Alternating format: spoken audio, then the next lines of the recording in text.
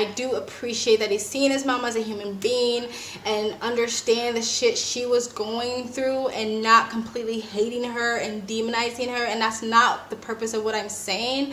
It's more of like how this song added to that culture of sort of toxicity and hip-hop and a romanticization of that type of culture. That's kind of what I'm on. I'm not trying to bash his mom, and again, I appreciate his art.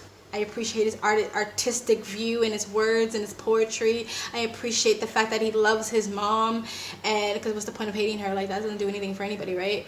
I get all that. I appreciate that. I was just talking about like what this adds to the culture that I feel like was a degradation of the Black community. Hey guys, welcome back to Mika Reaction Reviews, reacting reviews to things on the internet, and today we're returning to Tupac. You guys seem to like the last Tupac video, so let's keep it going. And today we're going to react to a song called Dear Mama. This was uploaded 10 years ago and has 339 million views. So we're right into it, but before you do, if you like this type of videos, please like, comment, subscribe, hit that bell to get notifications when I do upload. All of that really does help with the algorithm, guys. If you'd like to support the channel even further, you can donate. My PayPal link is in the description box below and also in the comment section. Of course it helps, but you don't have to. You can just like, comment, subscribe. And another great way to support this channel is to either join my brand new membership program or my brand new Patreon. Different levels, different tiers, different perks, or you can visit my brand new merch shop. Links down below. Other than that, sit back, relax, and enjoy the video. Alright, here we go. When I was pregnant in jail, I thought I was going to have a baby and the baby would never be with me, but I was acquitted a month and 3 days before Tupac was born. I was real happy because I had a son. When I was young, me and my mama had beef, 17 years old, kicked out on the streets. Though back at the time, I never thought I'd see her face. Ain't a woman alive that could take my mama's place. Suspended from school, I'm scared to go home. I was a fool with the big boys, breaking all the rules. Shed tears with my baby sister. Over the years, we was poor than other little kids.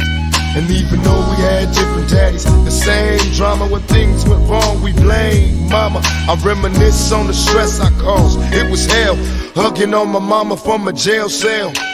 Stopping it there. Okay, so this is definitely a love letter to his mother, and it seems like he didn't have like the best childhood, pretty rough childhood, which a lot of people can relate to that, especially in the Black community, especially back then. And even now, again, I've said it before, you know, single motherhood over 70% right now, and it is really hard to raise kids, period, but to raise kids alone. And I know that whole it takes a village, but if everyone in your village is struggling, it's pretty hard to like give someone, whether it's food, material, or time, or even emotional support that you don't have. If you are super drained because you are overworked, you're tired, you are jaded, how are we gonna pour into someone else? So a lot of times these women they don't have the village. They are really doing it on their own, and it's really, really difficult. And there's so many negative side effects that the data and statistics show us when it comes to single parenthood,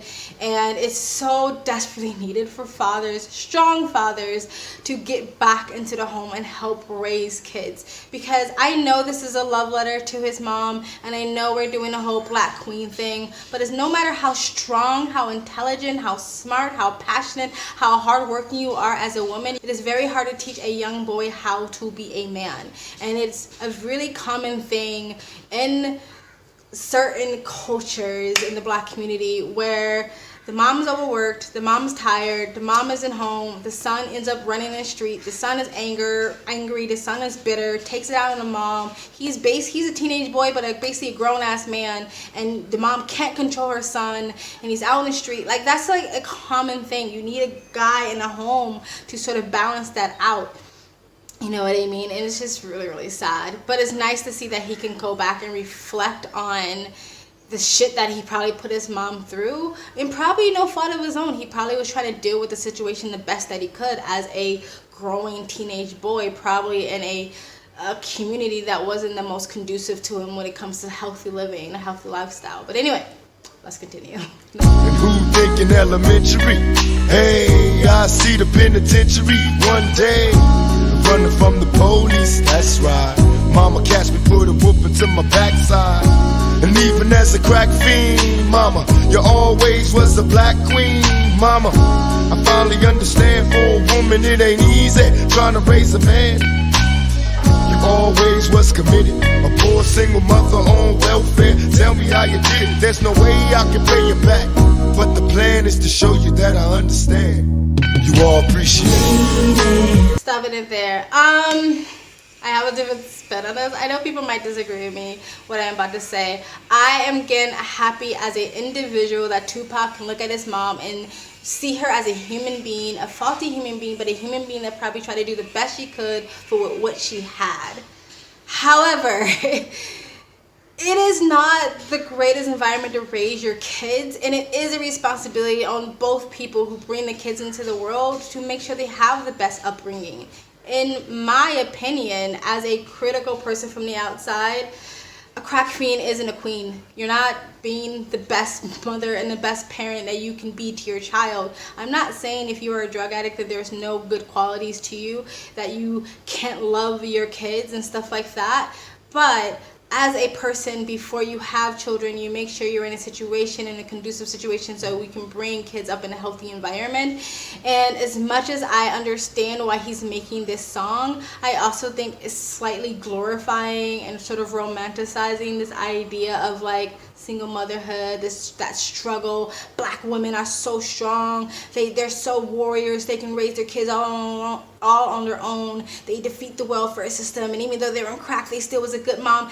It's kind of like, but was it though? You know what I mean? Like, I get where he's coming from, but it's like we've kind of made this a culture in a black community of like, this is just a thing, and we don't, instead of taking a situation like this and being like, we need to correct this, we can't keep having this cycle. It's almost like, yeah, but she was still a queen, and she was still strong, and she was still a strong woman. And a lot of black women would tell you, we don't want to keep being strong women, we want help. Like, you know what I mean?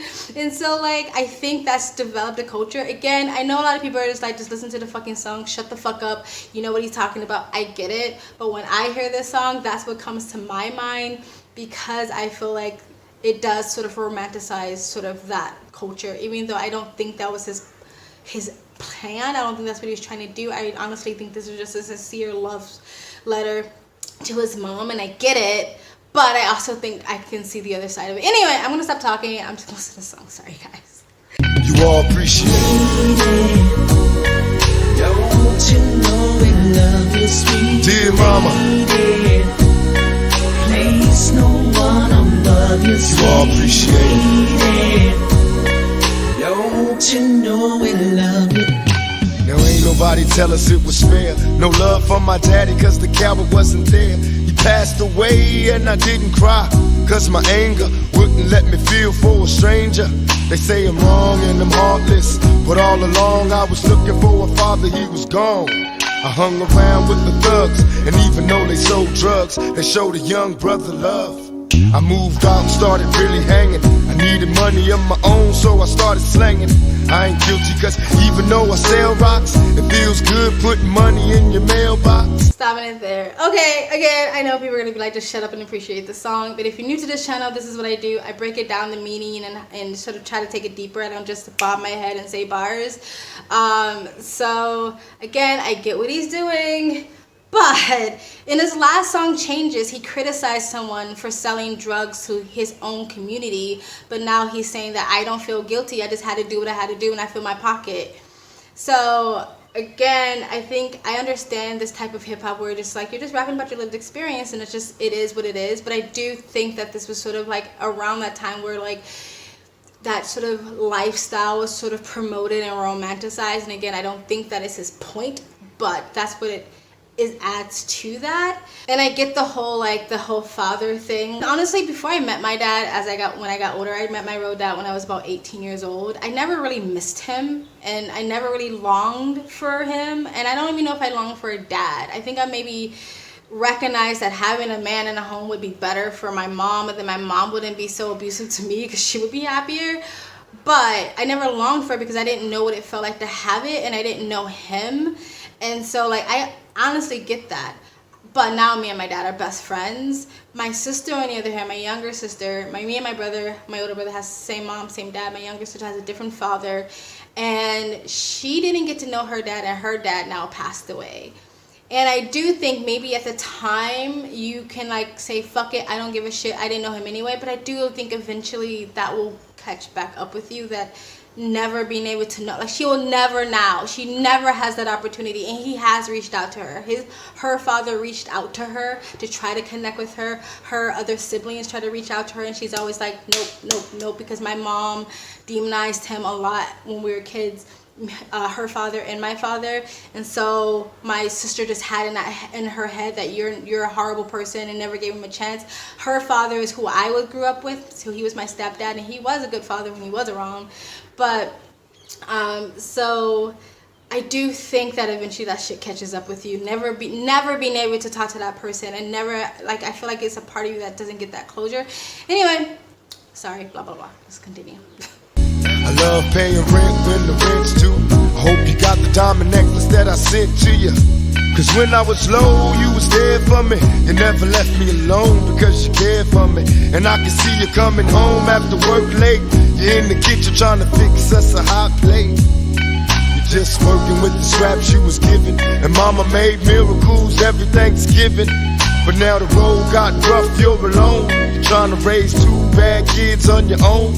And there's no way I can pay you back. But my plan is to show you that I understand. You all appreciate it. Stopping it there. Okay, yeah, so working with the scraps you're given, and I understand that. Like, his mom was doing the best she could with what she had with the situation she was in. But it doesn't make it okay.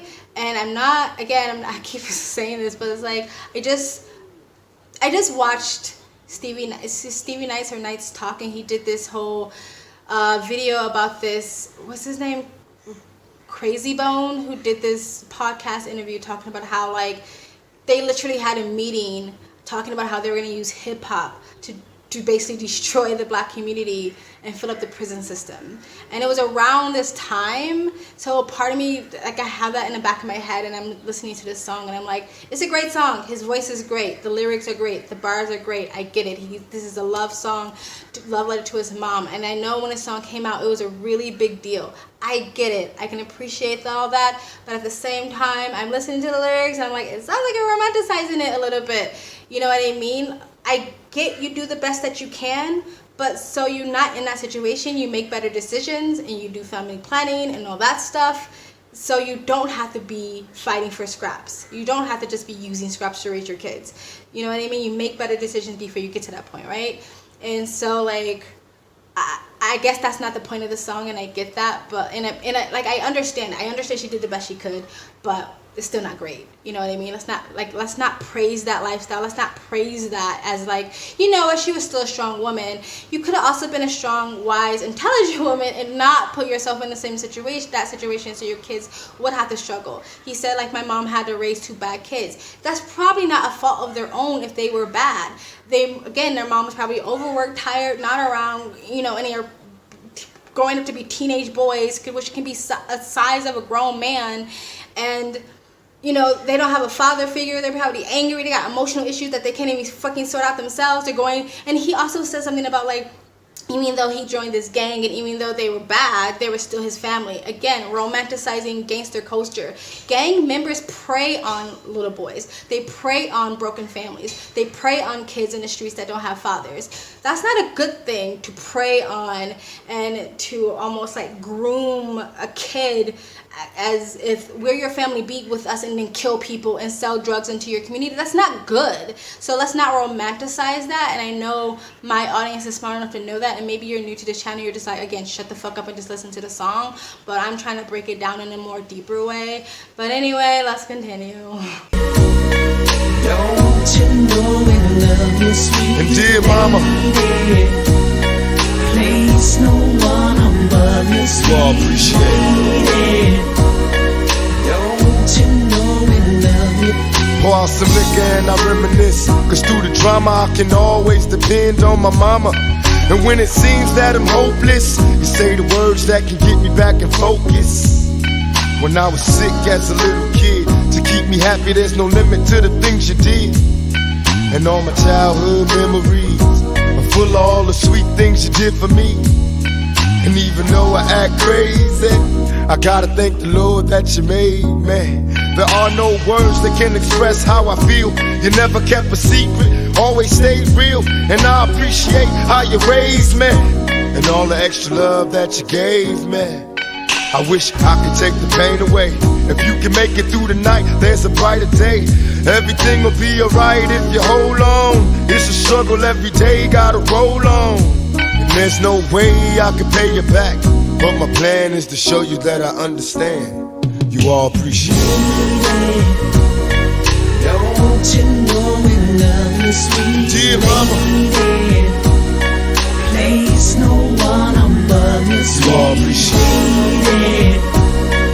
Don't you know we love you, sweet And dear mama,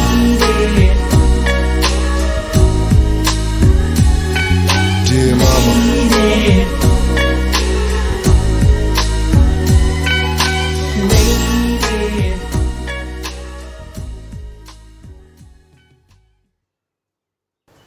Alright guys, that was Tupac, Dear Mama. I do like the end where he was just like, I know you struggle, I know all this thing was going on, but you were always there for me. You always listened to me. You were always honest with me. When I was sick, you were there for me. Like, and I know it was difficult and a struggle for you. And again, I do appreciate that he's seeing his mom as a human being and understand the shit she was going through and not completely hating her and demonizing her. And that's not the purpose of what I'm saying. It's more of like how this song added to that culture of sort of toxicity and hip-hop and a romanticization of that type of culture. That's kind of what I'm on. I'm not trying to bash his mom, and again, I appreciate his art.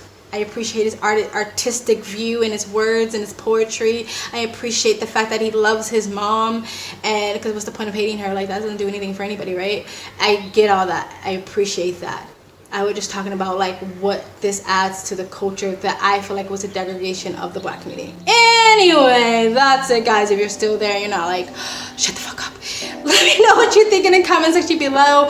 Please like, comment, subscribe, hit the bell to get to notifications when I do upload. All of that really does help with the algorithm, guys. And if you'd like to support this channel even further, you can donate. My PayPal me link is in the description box below and also in the comment section. Hit the link so you can get the notifications when I do upload. And if you'd like to support this channel even further, you can donate. My PayPal me link is in the description box below and also in the comment section. Of course it helps, but you don't have to. You can just like, comment, subscribe. Another great way to support this channel, you can either join my brand new membership program or my brand new Patreon. Different levels, different tiers, different perks. I also have a second travel vlog channel. I travel as a lifestyle, or I live abroad. If you'd like to know where I am in the world, you can go to the description box below and also in the comment section. Hit the link, go subscribe to my travel vlog channel, and or follow me on my travel Instagram. My stories is usually what's most up to date. And you guys have an amazing day. Bye.